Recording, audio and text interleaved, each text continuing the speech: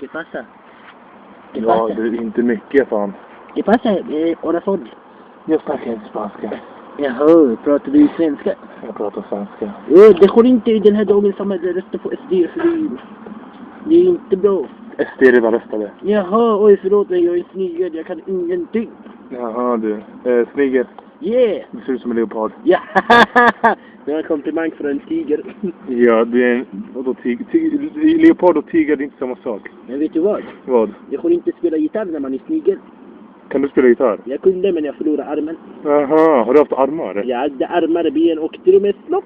Hade du snopp? Det försvann den.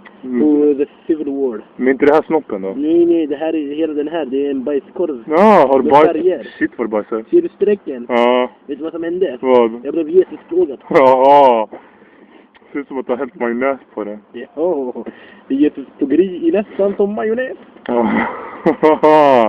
Alltså fan, det är så roligt att snacka med snigel som dig. Tycker du? Ja, fan. Vet du vad? Vad? Jag brukar aldrig nästan prata med kompisar. Jag har inga kompisar. Den enda kompisen jag har, nu ringer det min telefon. Hallå, okej, svara. Hej, det luktar spott. Shit. Hörru, känner du snubben i telefonen? Jo, det är min farfars far. Vad heter Han är han? 265 år. Vad heter... Vad heter han? Han heter, vad fan heter han? Bartolomeus. Bartolomeus. Yes. Vet du vad han gjorde en gång? Vad? Han slog sönder trojanerna. Okej, vad hände sen? Vill du verkligen veta? Ja. Låt mig bara första klart sin cigarett. Efter han slog trojanerna så erövrade han på konserter och sen så surprise-battade han henne. Oj. Hörru, känner du... By the way, känner du min kompis Louis?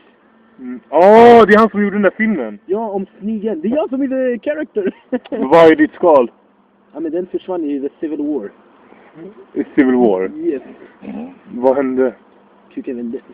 Ja, kul för dig. Du har ju ingen kuk. Men hela jag är en kuk. Jaha, som jugoslavierna säger, kuk. Vad rolig du är alltså, du borde bli komiker. Har du funtat på det? Nej, Chris Tucker tog min plats. Jaha, okej. Men alltså, han är typ inte inne längre. Det har haft typ 10 år sedan. Kompis, vet du hur gammal jag är? Hur? Jag är 1 år, ljusår, så det är lång tid.